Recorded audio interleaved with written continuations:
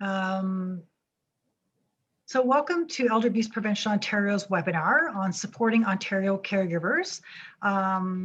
Today we are pleased to have a guest speaker with us from the Ontario Caregivers organization who will be doing our presentation. Before we get started, we just have a few housekeeping items just to go through. Just so everyone knows, you will be muted during the entire webinar. We are pleased to have joining us ASL interpreters for the session today. They will be visible during the entire webinar. If you do not see them right now, just click under the top where it says view or gallery view, and you will be able to see everyone that's speaking on the webinar. You can also make the images larger if you desire. There is a black bar between the PowerPoint presentation and the speakers that you can pull across to make the images larger for the speakers. We are also recording a webinar and will be posted on our website within the next few days. So those who aren't in attendance, or if you'd like to see the session again, you can go back to our website and view that at your own leisure. Also, the speaker, if you have any questions for Katie during our presentation today, please post those in the Q&A box that you will see, as opposed to the chat box. It's easier for us to determine your questions there, so they're all in one location. As I suggested, if you have comments or you know of a resource that you'd like to share, you can always put that in the chat box or any comments as well. We will do the question and answer at the very end of the presentation, and I'll be joined by my colleague Laura Proctor, who will be posing those questions and responding maybe to some questions that might be presented that we're able to respond to prior to the final session. And then just before we wrap up, when we stop the session, you'll see a pop-up for an evaluation. If you wouldn't mind taking 5 to 10 minutes, not even 10 minutes, 5 minutes just to answer the quick questions that we have about today's session. Any comments or feedback along future ideas for webinars, please let us know. We always take those into consideration as we do plan ahead for our events in this next coming months as well as next year. So I'd like to begin our webinar just to provide our land of acknowledgement for today. So EAPO endeavors to honor the land and its treaties by strengthening our relationships and responsibilities to them. We live and work in the Métis and Anishinaabe and Cree territories. The presence of settlers is not neutral. It has and continues to have devastating impacts on many aspects of life for Indigenous peoples. Many of our practices, including the ways that we care for our elders, the ways that we educate, and our methods of creating community, came to these lands through the ongoing process of colonization. We hold a new understanding in our interactions and engagements with this land and its people. There is an important work being done by many nations and allies to ensure the continued thriving of communities and knowledge systems. Those of us who are settlers need to recognize that our knowledge and way of doing things may not be the priority work towards a safe and communities for all seniors. So today's presentation flow, we are going to provide a brief history around the Ontario Caregiver Organization. Our speaker will talk about programs and services to support caregivers, particularly in time of COVID, and how you could get involved and use some of the resources and tools that they have available, and then we'll do our Q&A. So just so people know a little bit about our organization, if this is the first time you've joined us, Elder Abuse Prevention Ontario has been in existence since 2002. As an organization, we have been implementing Ontario strategy. So our mission is to ensure that seniors are free from abuse and treated safe and with respect. And we do that through delivering education, training, working collaboratively with our community partners and like-minded organizations, many provincial partners, but also working with our local elder abuse networks and communities to do education and outreach and advocacy on behalf of older adults to ensure that their rights are protected and respected no matter where we're living in Ontario. So just to give you a background of our speaker today, so we are pleased that Katie Muirhead has joined us today. She is a regional lead for the Ontario Caregivers organization. Katie has worked in many sectors and has lived experience as a caregiver. I know that we've had those discussions during prior planning for this session, but she's also supported loved ones with mental health and addictions, the autism and spectrum disorders, as well as individuals with other neurological conditions. She is a behavioral therapist, offering clinical and supports to families across the province, which has helped her gain insight into the needs of caregivers and the increasing important role that they play in the community. So without further ado, I'm going to turn it over to my colleague, Katie, to provide the presentation for today. Great, thanks, Rayanne. Thanks for that lovely introduction. And welcome, everybody. I'm really pleased to be here today to talk to you a little bit about OCO and the work that we do to support caregivers.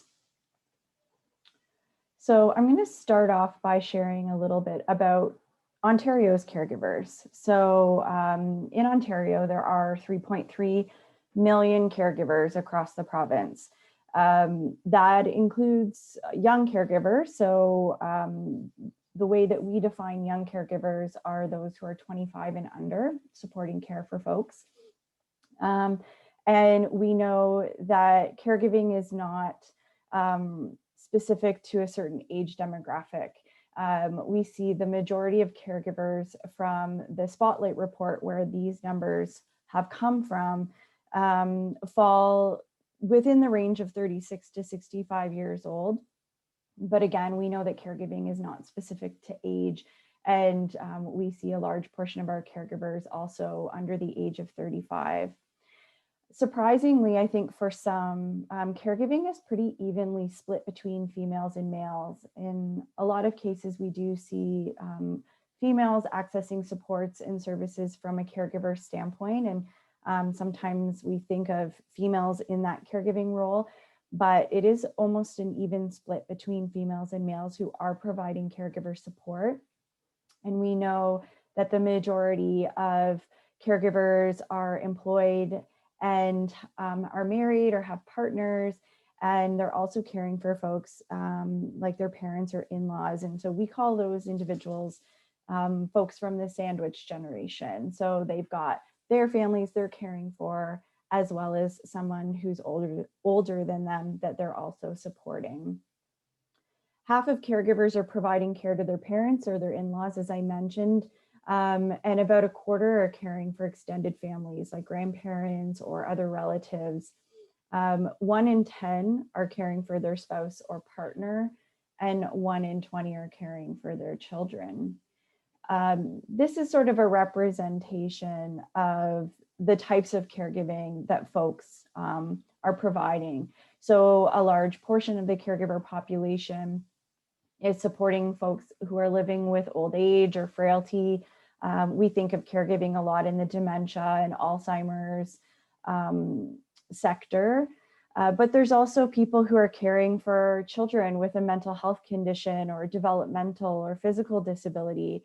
And then it's really important to also remember some of those caregiving roles that are maybe not top of mind. So people who are supporting somebody with other health conditions like back problems or chronic pain, short-term injuries, recoveries from surgery, and of course, those who are caring for someone with cancer or a mental health condition. So a lot of those numbers and those statistics came from something called the Spotlight report, which was originally done through an organization called the Change Foundation. And as the Change Foundation shifted away from their priorities of caregiving, we've taken on a lot of that work. And in 2020, we did our own Spotlight report, and it was focused on COVID-19 and the effects of caregiving. We know that the pandemic has impacted our caregivers in so many different ways, and we've seen increases in caregivers' responsibilities. 54% have said it's become a lot more difficult to manage those responsibilities during the pandemic. 31% are providing more than 10 hours of care per week. And we know through the literature and the research that caregiving for a person with a mental health or addictions challenge comes with its own special challenges as a caregiver. And through the research that we conducted in the 2020 report, 77% of those found supporting people with a mental health or addictions challenge to be very difficult to access the support for their loved one during COVID-19 due to the restrictions. Of course, we're seeing some impact on financial costs. So more caregivers are needing to access and utilize their own personal savings to pay for resources and supports to their loved ones. And again, we're seeing more caregivers through COVID and through the pandemic as more people are becoming ill and getting sick from COVID-19, or who are experiencing increased mental health impacts due to the pandemic, the restrictions and everything that comes along with us navigating this strange new world we're in right now. The needs and the number of caregivers has increased over time. Now, this is a slide that I like to include in almost every single one of my presentations. So not everybody loves statistics. I find them to be really helpful to give people perspective on what is happening across our province and in terms of caregiving. But I find this to be particularly important. So again, this is a number from the Spotlight report on Ontario caregivers, and all of this research and data can be found on our website. And essentially, if we were to pay caregivers the equivalent of minimum wage, their economic contributions would range from $26 to $72 billion a year. That's a huge amount of money. That is a significant financial impact. And so some folks may not resonate with some of the statistics, but I find this to be really important and impactful in terms of helping people understand how caregivers are the backbone of our healthcare system and the economic impact that they have on our healthcare system. And so this number, along with a lot of the other statistics that I shared and a tremendous amount of work through the Change Foundation and caregivers themselves, really led to the development of the Ontario Caregiver Organization, us. So in 2018, OCO was born. We came out of a lot of that work that I previously mentioned, and we came out of a response to the recommendations from a report written by Janet Bede. It's called the Bede Report, and it outlines the importance and the role of caregiving and makes some really wonderful and important recommendations to the Minister of Health on what we can be doing to better support caregivers across the province. And one of those recommendations was the development of an independent nonprofit organization. So us. So that's where we came from. The Ministry of Health listened and funded our organization. So in 2018, we were established. The majority of our team didn't get hired and brought on board until 2019. And that's really when the bulk of the work that I'm going to share with you today has started from and continues to happen as we speak. So we are an independent nonprofit. We have our own board of directors, and we are funded through the Ministry of Health. And really our mandate is to support all caregivers, regardless of where they live, regardless of their diagnosis, how old they are. The way I describe it to folks is, if you're taking care of somebody else and not getting paid for it, that's who we support. So how do we do that? So we do that through these sort of four main tenets, I suppose. One is to improve awareness and recognition of caregivers. So folks don't really know about caregivers. They have neighbors, they have family members, they have friends who are all operating in this caregiving role. But there's still a huge lack of awareness for us as citizens, but also for the healthcare sector, service providers, and community partners. So as an organization, we try to develop awareness campaigns. We do a lot of outreach to community organizations to try to enhance and amplify the awareness of caregivers, the role that they play, and how important they are to our healthcare system. What we also do is our best to connect caregivers to information and support. So again, regardless of where you are and who you're caring for. And I'm going to go into that in a bit more detail in a moment and talk about some of our programs and services, but that is another core function of what we do. Another piece that I think is very important is the avoiding of duplication of services. So while there is this need for improved support for caregivers across the province, there's already some really lovely supports that are available. Organizations are working really hard to provide support and education to caregivers in their own sectors or in their own communities. And we don't want to duplicate things. We don't want to reinvent the wheel. And so what we try to do through our regional leads, the role that I have and other team members on the OCO team, is reach out and connect with organizations to talk about ways that we can collaborate and we can partner to bring support to caregivers without reinventing the wheel.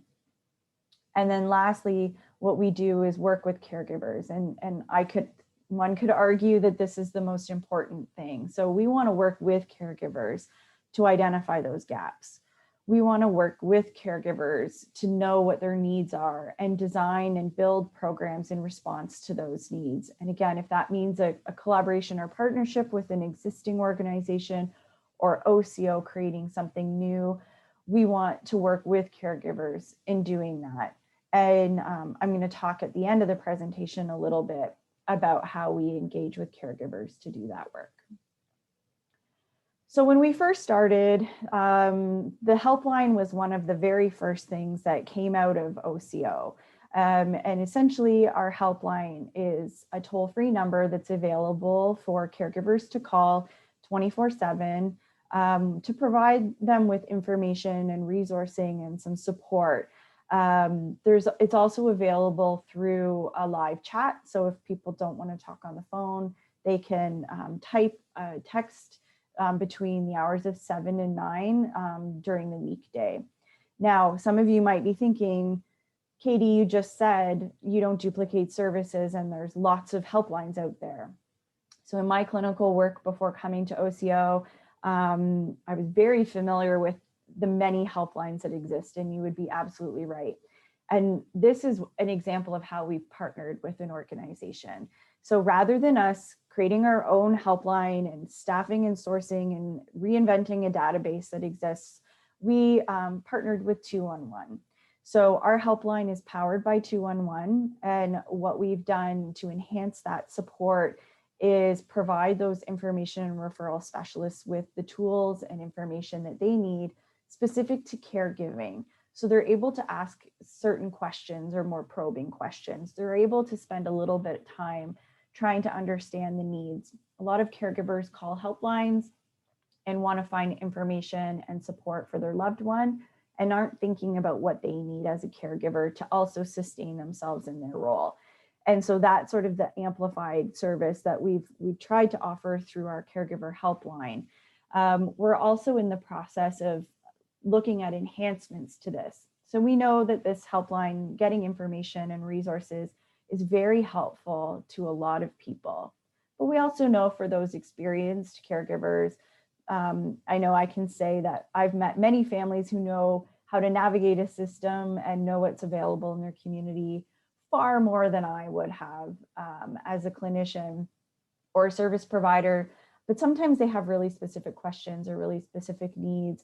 And so we're looking at trying to enhance our helpline by providing sort of a second level of support for those individuals who call and may not need the information and referral support, but may have really specific questions or needs. So that's something coming down the line for us as we continue to grow as an organization. We're always thinking about how can we improve and enhance the programs and supports that we're offering. One of the other first programs that came out of our organization is something called the SCALE program. SCALE is an acronym because we're in healthcare and everything is an acronym. And it stands for Supporting Caregiver Awareness, Learning, and Empowerment. And I hope I got that right because I usually forget. But essentially, SCALE is an 8-week program that covers caregiver health and well-being. It provides them with, so these are all of the topics that are covered each week. There are webinars that are recorded and that are available to view afterwards. Not everybody's available between 12 and 1 on Tuesdays. And so each week, these topics are covered. Information and education is given by registered professionals, but there's also tools offered for caregivers to have in their toolbox to help them with certain topics like sadness and guilt. Guilt is a very common issue and concern for caregivers. Feeling frustrated and angry is another common theme. Finding those strengths and self-care are really important subjects. And so these topics cover all of those and more. But what's also unique about this program is that in addition to the education that's received, there's also an opportunity for caregivers to participate in small group or one-to-one coaching or counseling sessions as part of this work. So it's really supports the caregiver in being able to take some of these concepts and themes and tools and apply it directly to their circumstance and directly to their experience. So it's another enhancement to not just providing education and information, but giving folks the tools and resources to apply it in their day-to-day life. So SCALE, actually, it just started today, and it will run for the next 8 weeks. So you can still register and sign up for the SCALE program if that's something that piques your interest. And as I say, they're recorded. So if you missed today's topic, your caregiving journey, you can check it out on our Vimeo page and to catch up and continue on with the future topics that are offered. So in addition to that mental health and well-being support, we also did a lot of work around peer support options, and our online support groups are one of those things. So the online support groups were something that we were always planning on doing as an organization, and then the pandemic hit. And we realized that folks aren't accessing the support groups that they normally would through their community organizations because they can't. Everyone has to stay home or should be staying home. And so we, as soon as the pandemic hit, we launched our online support groups to try to provide alternatives for those caregivers who weren't able to get to their in-person supports, and their organizations were maybe not able to offer virtual support right away. So we do have 2 offerings. We've got our, I call it the adult support groups that are offered. We see here that the Wednesdays and Thursday groups are actually full right now, but we do have space in our Tuesday group from 10 to 11. And we also offer a support group for young caregivers.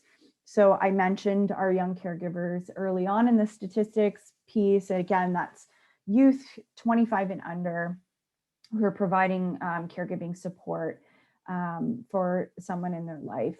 Our online support group is for 15 to 25-year-olds to participate in, and that's every other Wednesdays.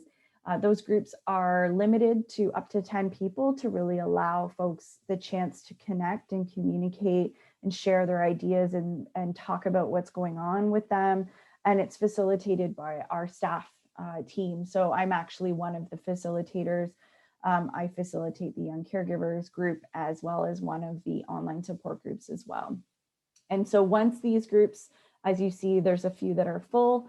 Once they fill up, that doesn't mean that it's over. We essentially evaluate the need and then add a group time. So as the need continues to arise, we'll continue to do our best to respond to that.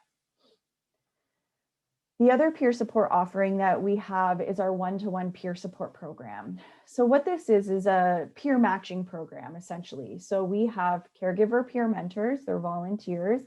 They go through a very rigorous screening and training process. So it's very much like applying for a job.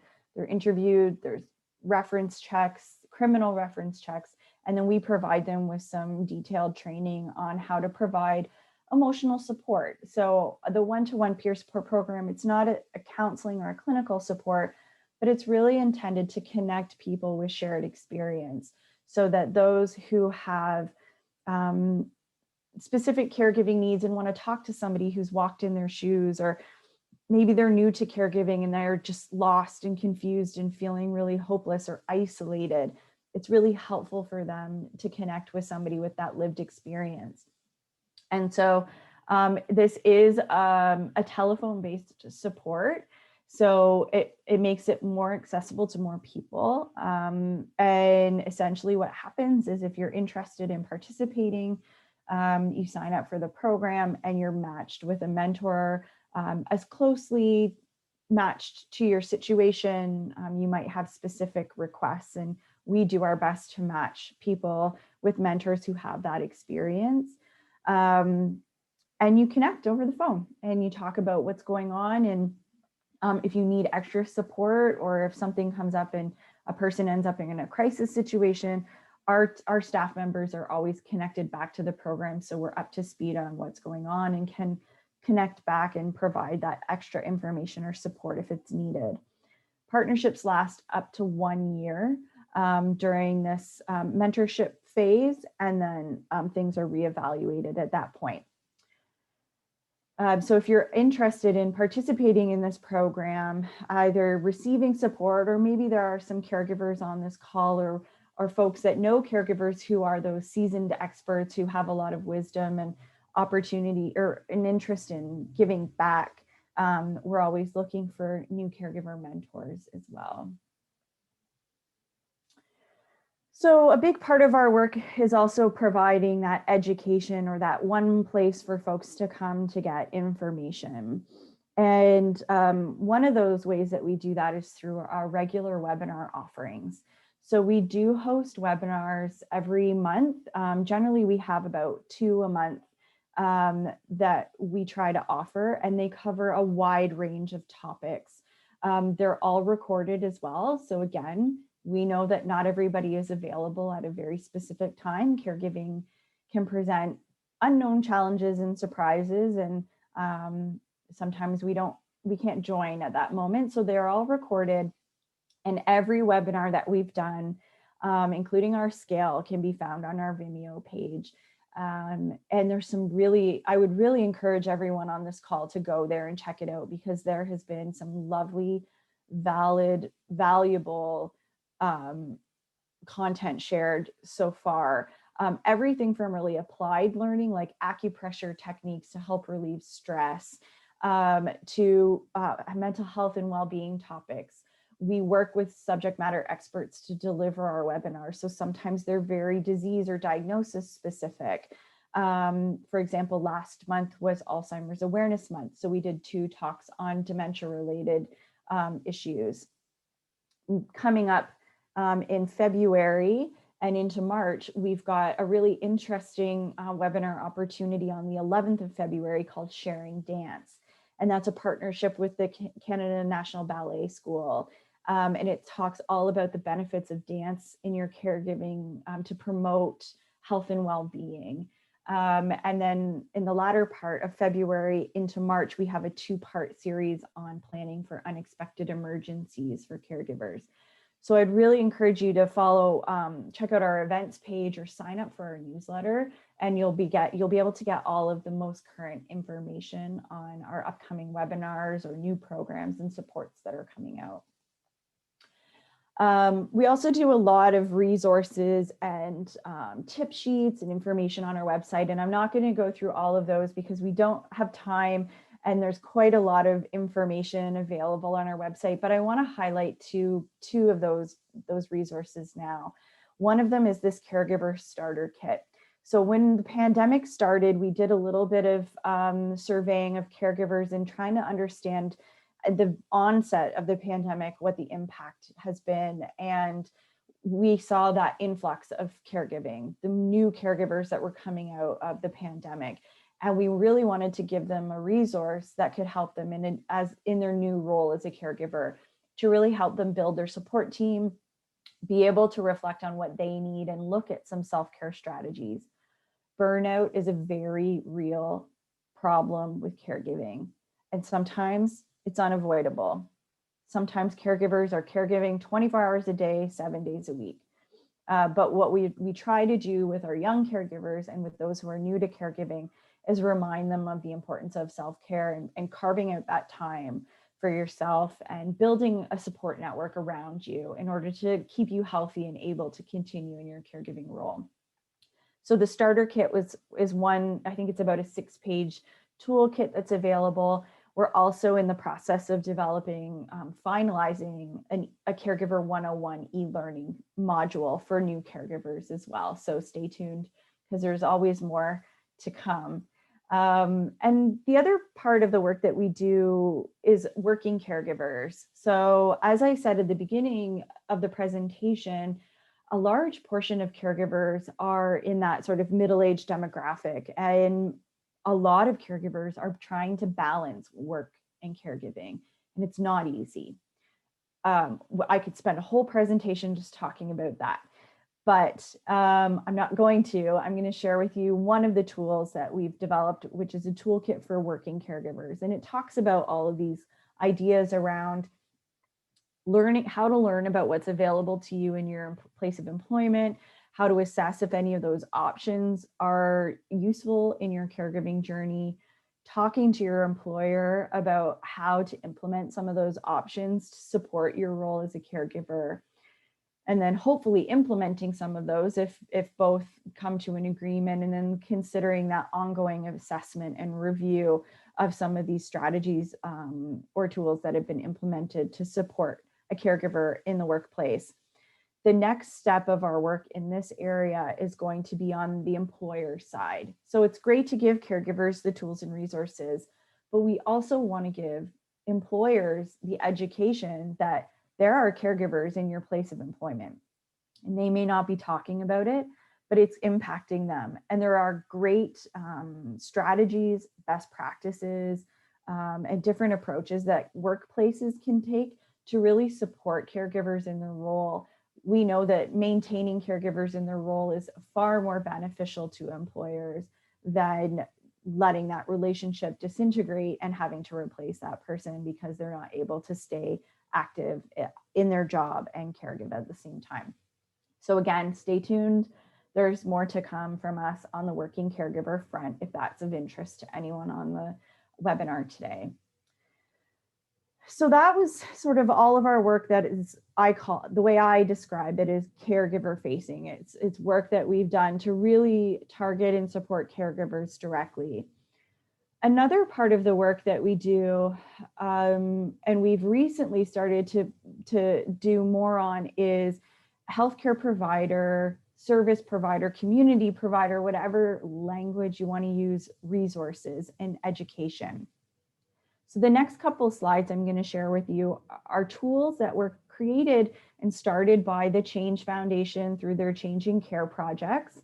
And as they've moved away from their 5-year focus on caregiving, all of that work has transitioned over to us to maintain and expand on and see through. And so one of those pieces is the Caregivers as Partners e-learning modules. So Caregivers as Partners is, there's 2 separate e-learning modules. One is just really broadly caregiving, and one has a mental health and addictions focus. And these e-learning modules are meant for healthcare providers, folks that work in hospitals, long-term care settings, other congregate settings. And the idea is to really help expand their awareness of caregivers, the importance of caregivers in these settings, that these are essential caregivers. They have a lot of value added to their patients or their loved ones' healthcare team, and how to communicate and how to work with the caregivers as part of that healthcare team. And so these e-learning modules are available on our website, but they're also available for these institutions to integrate into their own learning management systems, to be able to train their staff on a regular basis around the needs of caregivers. So these e-learning modules were co-designed. So what that means is that they were developed with caregivers, but also patients and healthcare providers. So this isn't just us hearing from or the Change Foundation hearing from caregivers and saying this is what they want. It was really a full circle collaboration around how can we improve how the healthcare system is connecting and communicating with caregivers. They're really practical tips and tools that are provided for the healthcare provider. The modules are brief, they're 20 minutes long, so it's not something that a healthcare provider needs to spend days learning about. And they're accredited by Nurses Association and the College of Family Physicians. And so it's really directly connected and supported back into the work that they're doing. So these are really lovely learning opportunities for healthcare providers, again, to understand the needs of caregivers and integrate their perspective back into the healthcare environment. Caregiver ID is another one of these projects, and essentially Caregiver ID is just that. It's an ID badge or a sticker or an identifier to help healthcare providers and folks in these settings see that Katie is the caregiver for Rob. So if Rob is in the hospital, they know as a healthcare provider, oh, Katie is his person, she's his caregiver. So I can come and I can communicate with her and talk to her about his condition or his needs, provided consent is provided, etc. But it's a really helpful tool that is being used in some hospital settings already to help foster that concept of patient and family-centered care and really promote that culture that embraces caregivers as partners in care. We want this to be a common theme as we see the Ontario health teams and other healthcare providers. They're saying they're focusing on patient and family-centered care. Okay, here's some really tangible, practical tools in order to do that. So Caregiver ID is another great example of some of the work we're doing. We also have a Partners in Care Pandemic Toolkit. And I think we are all aware of the long-term care situation that's happening through the pandemic. A lot of the barriers that caregivers are facing in hospitals and long-term care settings. And we wanted to provide these environments with a toolkit to really help, again, adopt that concept of caregivers as partners and get caregivers re-engaged in the Partners in Care concept in a safe way. And so this toolkit includes Caregiver ID, it includes a Partners in Care pledge, also what caregivers can expect in these kinds of environments. These are all downloadable tools on our website and can be customized for each environment as well. So that just kind of gives you a little brief overview of some of the healthcare provider resources and community-based resources that are coming down the pipeline. And there's, again, more to come and enhancements to those. But I wanted to share a little bit about how we partner. So at the beginning, I talked about this, we don't want to duplicate services and we want to partner and collaborate with organizations. And this is just a few of the ways that we do that. So I've talked about webinars. We've worked with a ton of different organizations in order to facilitate these webinars and get the information out there. Before times, pre-pandemic, we did a lot of traveling and a lot of community-based regional outreach. That's my job. So as a provincial organization, we do offer much of our work virtually. But the one thing that did change over the pandemic is our local community outreach changed completely. I'm based in Niagara. I cover all of Southern Ontario. We have a regional lead in Northern Ontario. We have one in the GTA, and we're hoping to have somebody in the eastern part of Ontario shortly.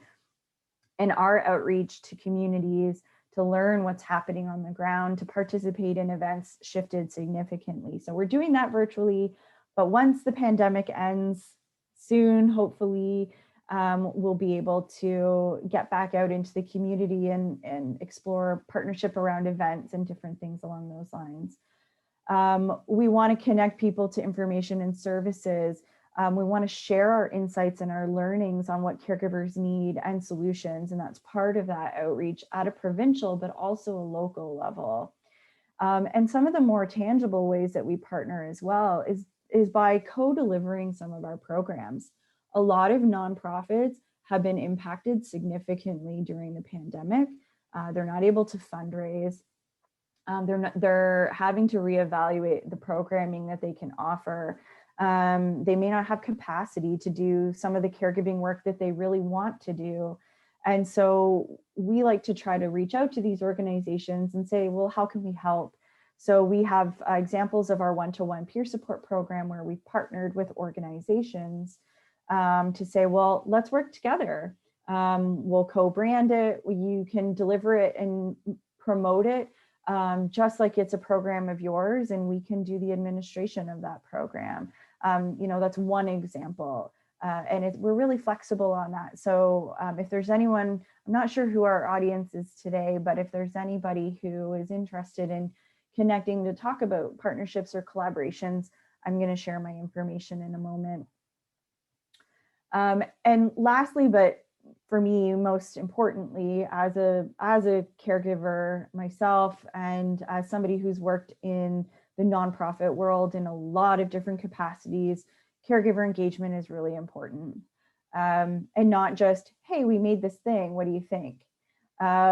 It's about engaging caregivers across the whole process of learning, of creating, of implementing, of trying again, of improving. And so we try to engage caregivers in all steps of the work that we do. And we do that in a few different ways. So these are just a couple of examples of how we do that. So we have a caregiver advisory panel. It has over 200 caregivers on it. We use this panel for a few things. We try to give them information, let them know and be aware of some of the opportunities that are out there for caregivers to give back through research or other work that not just OCO is doing, but other organizations are doing as well. But we also go to our panel with a lot of questions to try to get insight. And our panel is comprised of caregivers from all walks of life with all different caregiving backgrounds.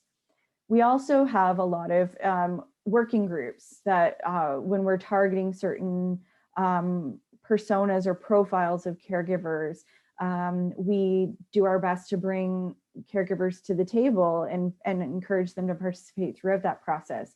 So we've got a young caregivers working group.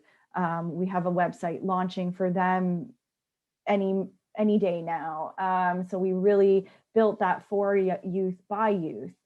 We have a working caregivers working group, mental health working group. We have an experienced caregivers working group. So we can really understand the unique needs of these populations. And there will be many more to come, I'm sure.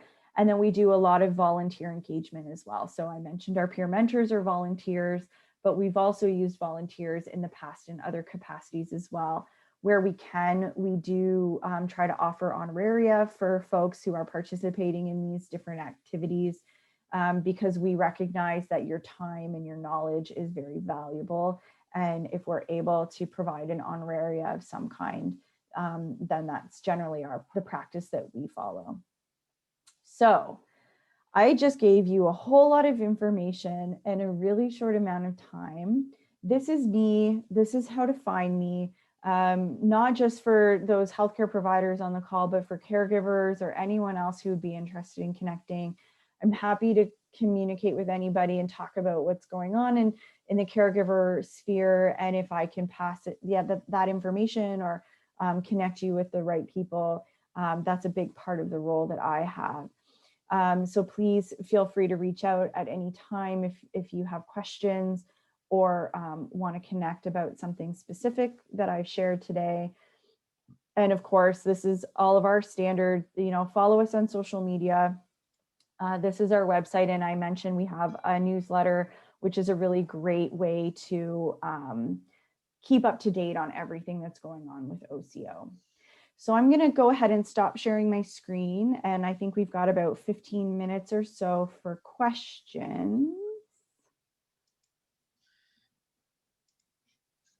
So I don't know, Laura, if you want to, yeah, there we go. Thank you very much, Katie. That was a very insightful presentation. Just getting my screen back on. So we've gotten a few questions. So I'll just start posing the questions for you now. So one question is saying, this is very interested and of course much needed. Have you collaborated with deaf services to support deaf caregivers? Excellent question. And no, but it's not beyond the realm. So as I mentioned in the beginning of the presentation, we're still new. We were born in 2018. We have a mandate to provide our services in English and in French. So we've been working really hard on getting our French side of our work amplified. But accessibility is a top priority for us. I actually wrote down before starting this presentation, ASL interpreters for our webinars. So this is the first time I've had an opportunity to present with ASL interpreters, and I think it's wonderful. And so it's definitely something I'm going to be taking back to our team to integrate into how we're delivering our information. So I think that's a great suggestion. So this rolls into what you've already answered. Others are wanting to know if your webinars are available with ASL interpreters. So I'm assuming this will be ideally in the future, correct? Yeah, so accessibility is a top priority for us, as well as broadening our reach to other languages and other types of communities. So we've done a lot in a short amount of time, but there is still a lot of room for growth and improvement. And another question that there's an accessibility theme to this webinar, certainly today. Are any of your general services available through VRS for deaf and hard of hearing individuals and caregivers? To my knowledge, no. Okay. So the helpline would be, 211 has accessibility built into how they deliver their support. So anyone who's contacting the helpline should have that option available to them. But in terms of our webinars, our peer support programming, and our online support groups, that's not an option at this point. Although if there's anyone on the call that wants to connect with me and talk about some innovative solutions to support groups or things like that for the deaf community, I'd be very open to having that conversation. Thank you, Katie. Next question, it's very specific, but maybe you could discuss it. An individual's wanting to know if it's okay to pay a child caregiver if they've had to leave their job to stay at home and take care of their loved ones. Is that an acceptable practice?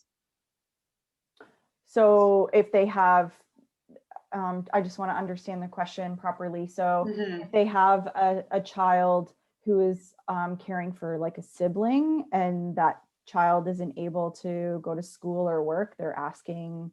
I think it's so it sounds like it could be a grandchild or child that is caring for two seniors who has had to leave their job to care for these seniors, and the seniors would like to gift this caregiver with payment. Well, I would think that that's a personal decision that you could make. I mean, the thing with caregiving is sometimes we need to get creative. And we know that while community organizations do their best to provide in-home support, one of the biggest challenges is respite. Another challenge is personal support workers and getting in-home caregiving support, or like even taking care of the house and keeping it clean. those are all things that are very difficult to access on a regular basis, and caregivers do get creative and they utilize their family members or friends to come in and do that. And if they have the means to pay for it, I think that that's their decision. If that's what they're going to do, there's nothing, no red flags are going off for me at this point in listening to that. Wonderful. Now, the next question is, do you know if there's organizations like yours in BC or other provinces? Yes. So there is Caregivers Alberta, I believe. I believe there is one on the West Coast as well. So there are a few other provincial organizations peppered across the province. But we are the first in Ontario. Sorry, I'm just, bear with me. I'm just checking our chat box to see if there's some questions. There was a question, Katie, about what is the maximum number of people in your groups? So I just know you said that some are almost full. What is your capacity? So our online support groups, we keep it to a maximum of 10 participants per group. Again, because it's virtual, it's a lot more easy for us to ensure people get their space to talk. Because it's not an educational session, it's a support option. So everyone has an opportunity to share versus a webinar style presentation like this. So there are, it's up to 10. Some weeks people don't come, they have things that come up. So it could be fewer that participate. But again, we're always looking at expanding those groups and offering more. So I know sometimes people ask, well, you don't have any on the weekend or you don't have any on the evenings. And so we've trialed those before and had really low participation, but it's not to say that we won't explore that again down the road if the need arises. Great. Thank you so much, Katie. So this wraps up our Q&A portion of our webinar. I do want to highlight that on all of our webinars, because what we do discuss, affects individuals' lives and is very personal. And like Katie said, none of this work we do is black and white. So for privacy issues, there is some Q&As that popped up today that I would feel more comfortable. I am going to put my email in the chat box now. And I would encourage those of you that had more personal questions to ask, please email me or call us. And I would love to have that one-on-one conversation. I do want to be sensitive when we're talking about people's lives here. So I'll pass it along to my colleague for some further resources. Great. Thanks, Laura. I know there was just one comment about benefits for caregivers, Katie, and saying about when it comes to taxes and benefits. So I don't know if you can maybe comment on that before I sort of maybe go to some other resources. Absolutely. So we're actually exploring a webinar with Service Canada and the CRA to talk specifically about that. But there are caregiver tax benefits and other benefits that are available for caregivers, either deductions for your taxes or financial support through Service Canada and Service Ontario. So there are definitely those benefits that are available, and I would encourage folks who want to know more about that to go to Service Canada's website. And I believe they have this new tool where you can sort of put your information in and it streamlines and gives you all of the benefits and supports that would be relevant to your specific need. And stay tuned for the webinar. I think that's going to come maybe April or May. That's going to cover all of those things.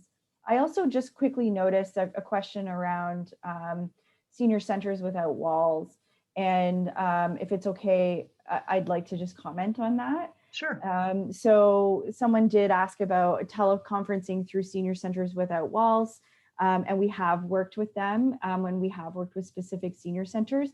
So that was another way that we provided some information, and that's all done over the telephone or through teleconferencing for folks that aren't familiar. So if that person who posed that question is interested in getting connected with a presentation for their community center or their senior center, rather, reach out to me and I'm happy to talk more about that. Great. Thanks, Katie. And one last question, Katie. How long would it take for you to match an individual for the one-to-one peer support program? Is there a wait list?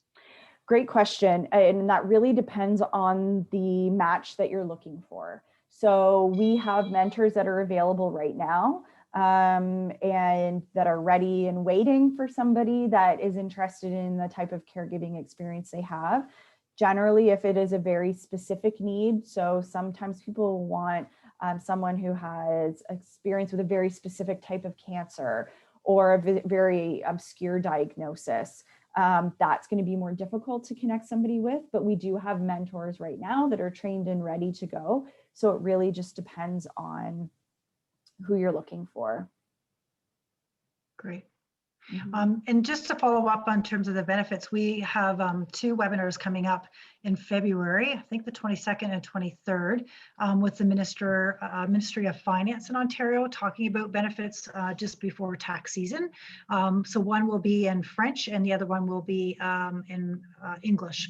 So giving the same content and information for our stakeholders in our community. So just stay tuned. Those were in our newsletter. So if you're following or on our mailing list, you'll have some information regarding that, because I think that there's so many things that we may not take advantage of, especially being caregivers, of knowing the things that we can take advantage of in terms of benefits, particularly now with COVID and income being affected so dramatically for a lot of individuals and families. If you could just go to the next slide, Laura. Just to wrap up in terms of some other services that people may need to reach out to if they're in a situation where they may be vulnerable or they know someone who is vulnerable.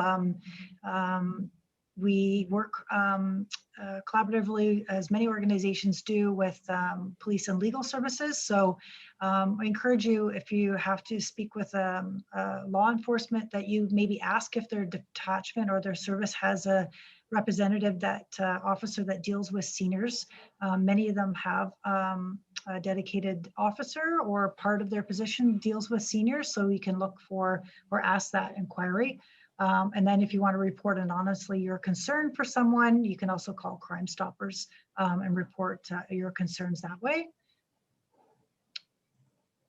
And legal supports, just on top of that, I think many people are familiar with the Advocacy Center for the Elderly.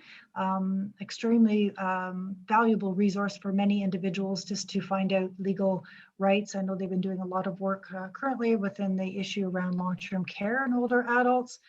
There's a law referral service that people can access 30 minutes of free legal advice. So we have the website there. There's also part of Legal Clinic is the South Asian Legal Clinic that provides services as well.